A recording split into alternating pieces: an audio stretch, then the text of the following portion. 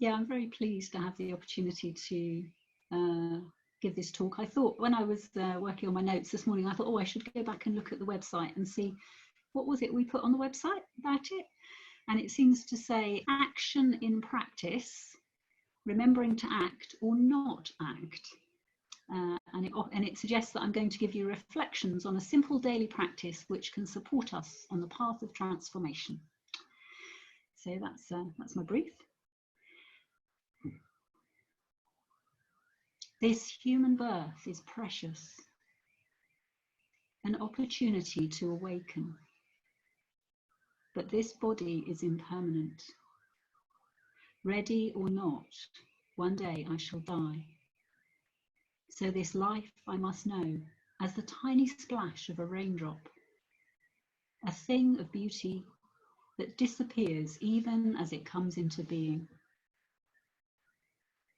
The karma I create shapes the course of my life, but however I act, life always has difficulties. No one can control it all. Only the Dharma can free me and others from suffering forever. Therefore, I recall my heart's longing for freedom and resolve to make use of every day and night to realize it.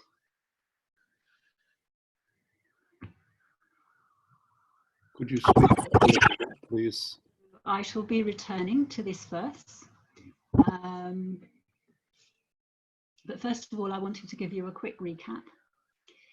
Our theme for this year on Sangha Night is vision and transformation in terms of the Buddha's Noble Eightfold Path. And this path we've divided into 3 sections that we're going to look at in the 3 terms of the year. If we could have the first slide, please, Tim.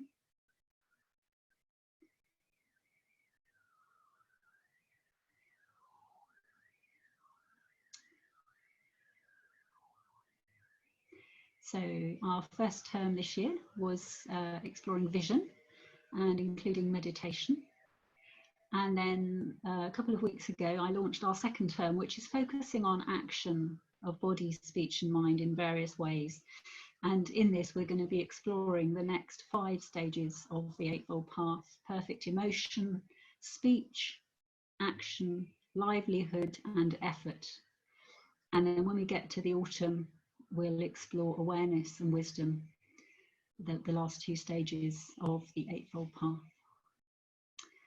And yeah, we're exploring action in 3 aspects: in terms of ethical action, in terms of ritual and devotion, and in terms of activism, altruism as it expresses itself through activism. And yeah, I wanted to just share with you the story of how I came to write this talk. So one morning about 3 weeks ago, I was drinking tea, musing with a notebook, like I often do, about 7 a.m. I was actually sitting on a bench in the park. And as I was writing, obviously somewhere in the back of my mind, the talk that I was in the process of preparing for 2 weeks ago was sort of cooking in the back of my consciousness. And I found myself writing on the page something that's I do have in my heart, by heart. The karma I create shapes the course of my life. But however I act, life always has difficulties. No one can control it all. Only the Dharma can free me and others from suffering forever. And I realized that the arising of this one verse touched into much of what we're talking about in this season on action. It talks about karma, that actions have consequences. It talks about the importance of ethical action. It talks about the longing to free oneself and others from suffering, which is a way of describing activism, the activism that comes from altruism. And the arising of this verse in me actually came about as a result of a very simple ritual that I practice each day, which is to recite these verses. So yeah, it's connected with ethical action, activism and rituals. So I thought I'd share it, and then I realized there was this whole other talk. The verse itself comes from the Tibetan tradition, and I encountered it on retreat many years ago. If you could just give us the next image, Tim. Yeah, it originates with the Tibetan tradition. So on the left here, we've got Atisha, who lived in the 10th century. And in the middle, at the bottom, we've got Gampopa, who's a disciple of Milarepa, who's in the middle at the top with his hand cupped to his ear, renowned for singing Milarepa. Yeah. And on the right, we've got Tsongkhapa, who lived in the 14th century. And these figures are all associated with these verses on the 4 reminders. And these figures are part of our lineage of inspiration in Triratna. For those of you who've been in the shrine room at Adhisthana, you'll be familiar with our tree of refuge and respect. So our next image, if you could put that up for us, Tim. This is what we call the tree of refuge and respect, and it's a bit like a tree that contains many of the figures from which we draw inspiration.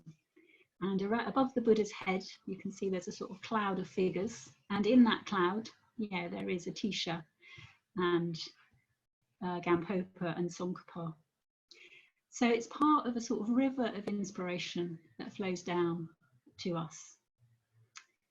Yeah, so yeah, you could take the slide. Actually, you could leave the slide there if you like, Tim. Yeah.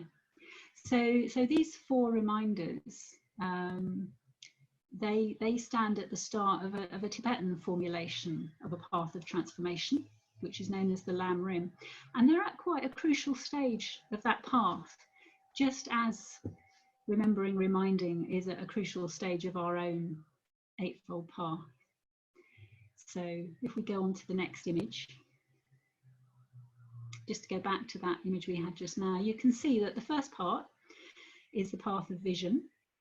And then we move into the other 7 stages that are the path of transformation. And the next step after vision is perfect emotion. And what this means, what this is telling us, is that we have a vision, we have an idea, a heart wish of where we want to go.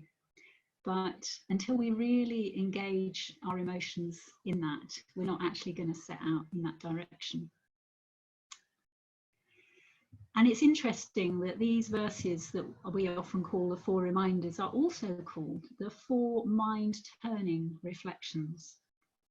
So they turn our heart minds in the direction that we really want to go in. We'll often say, you know, oh, my heart wasn't in it. If there's something that doesn't come off that we didn't really quite manage to do. And it explains why quite often we can come unstuck when it comes to putting our ideas, our visions into action. And looking at this map of the Eightfold Path, we're not going to be able to transform our speech, our action, our livelihood and our effort if we don't have our energy gathered and turned in the direction we truly want to go in. And for anyone who's studied the Noble Eightfold Path, Sangha's teachings on the Noble Eightfold Path, you'll probably remember a quotation that is often repeated. If we could have the next slide, please, Tim. Bhante Sangha says, for most of us, the central problem of the spiritual life is to find emotional equivalents for our intellectual understanding. Until we have done this, no further spiritual progress is possible. So it's a very strong statement. We really do need to find these emotional equivalents for our intellectual understandings. We really need to get our energies behind where we want to go. Otherwise, no further spiritual progress is possible. Thanks, Tim. You can take the slides down now. Yeah, so this is why perfect emotion comes as the second stage, or the second aspect of the Eightfold Path. It's immediately after perfect vision. So how can we really tackle this stage of the path? What do we need to do? Well, we need to find a way to keep reminding ourselves of our deepest heart wish or vision, our highest vision. It's very easy that we have a glimpse, we really have a sense of, yes, this is what I want to do. And then that gets lost in the hurly-burly of day-to-day life, in the muddle of day-to-day living. And this verse that I started with, the 4 reminders, it's a really traditional practice. It's a simple ritual.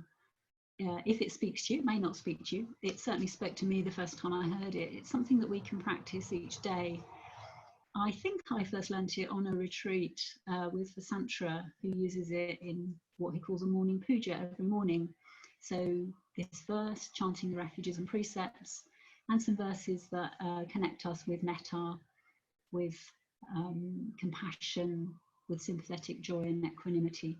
So just bringing those to mind early in the day can really help us to set our compass for the day, remind us what direction we want to head in during the day. And I wanted to give a little plug really to reading a verse like this, or something that inspires you, reading it repeatedly and learning it by heart. That's a very, very traditional practice to do, and it can be a really, really lovely way to start to really remind yourself about something that you give value to. You can sort of soak your heart mind in words that speak to you if you read them repeatedly, if you learn them by heart. Many of you know one of my favorite quotes from the Dhammapada is this lovely sentence that is, non-repetition is the canker of the sacred verses. Non-repetition is the canker of the sacred verses. So there's that sense of these verses, they flourish, they stay alive if we're repeating them, if we're learning them by heart, if we're saying them each day. And actually, if we let them fall by the wayside, canker, it's like a kind of mouldy rot, isn't it? You know, they don't stay fresh, they don't stay alive. They stay alive in our practice, and they can enliven our practice. And when I repeat these verses, I do love remembering how practitioners down the ages, going back to Atisha, Tampopa, Tsongkhapa, they've repeated these same verses down the centuries to help remind them what they hold of value. And this is just a very, very simple ritual. Ritual's a word that is difficult for many of us. And I think it denotes something that has value and meaning for us that we do in a way that can be regular, in a very positive way that just really helps to train the mind to turn in the direction that we want to go in. So I'd like to share the verse again, but I'll ask Tim if he can put the next slide up. We've got the words so you can follow.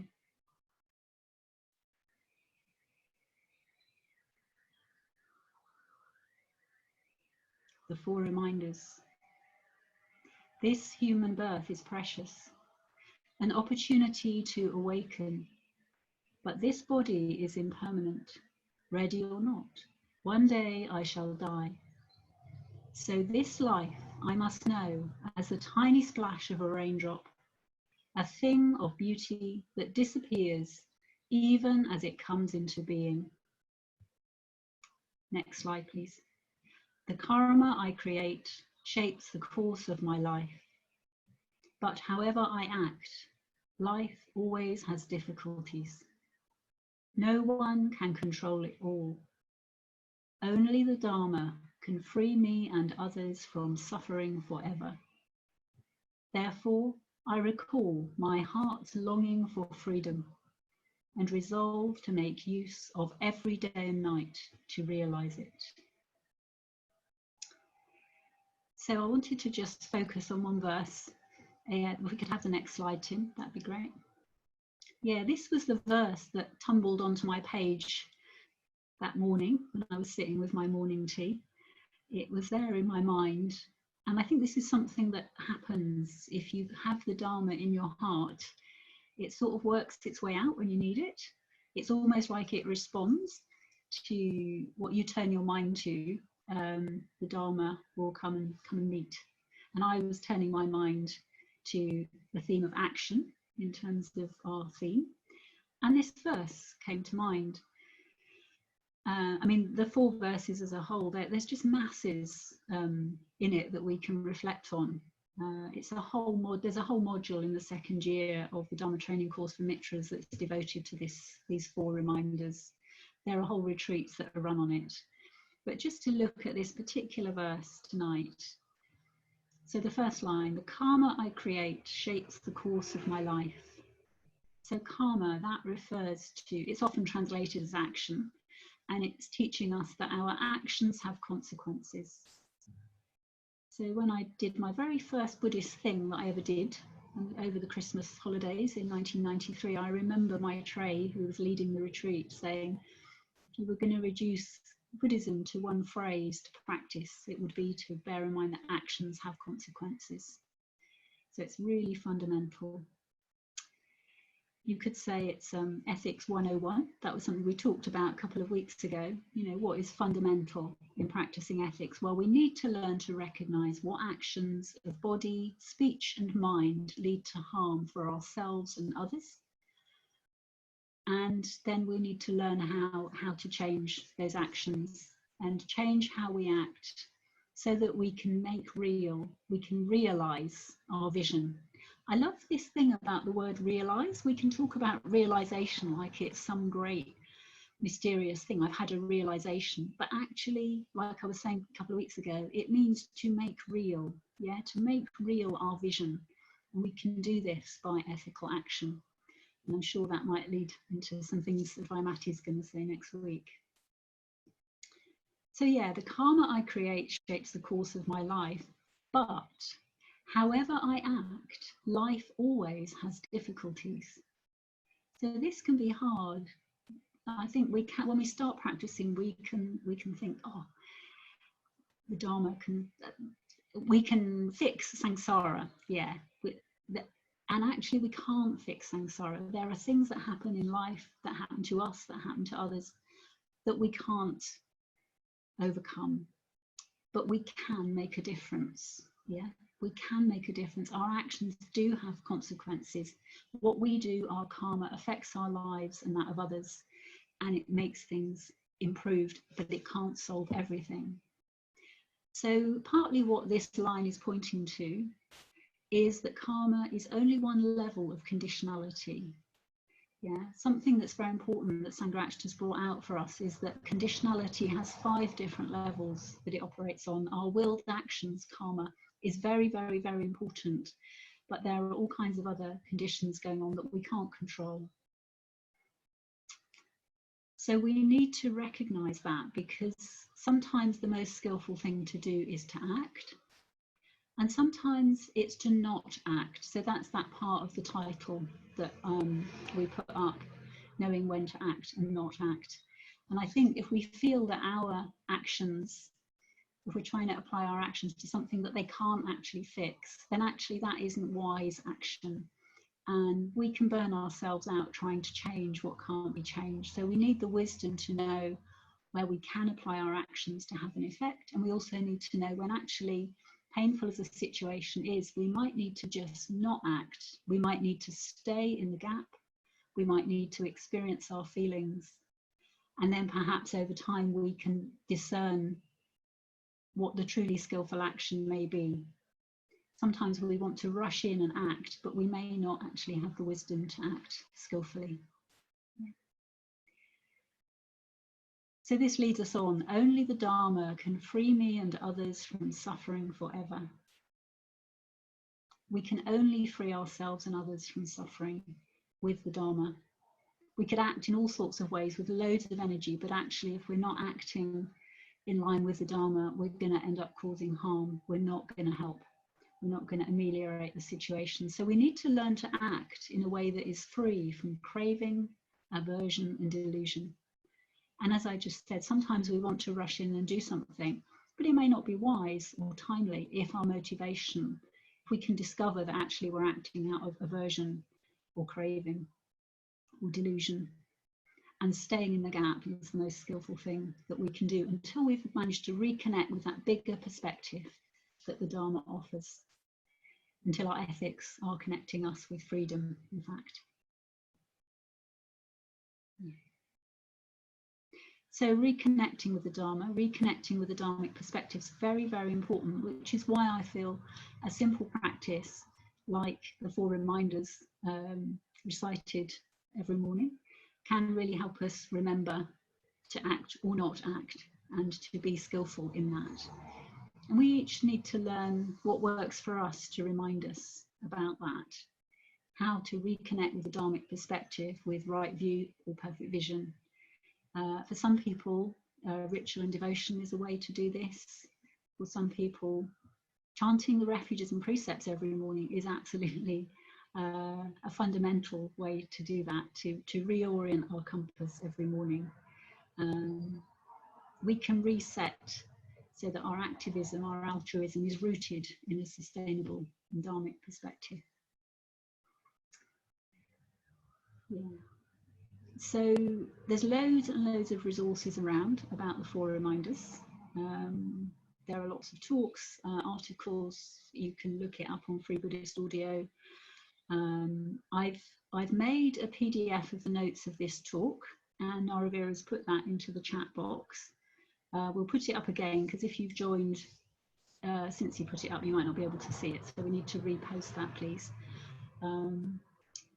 And just really encourage you to, well, or as ever, explore what captures your imagination, what calls your heart. But this, I can heartily recommend this as a practice, and I think exploring it and unfolding it over months and years and even decades, there's a tremendous amount there that can really help us to connect well, with the emotional equivalents for our intellectual understandings. It can really help us to get behind where we want to go. We're going to break into small discussion groups, and I've got a question for you to consider. So if we could have the last slide, please, Tim.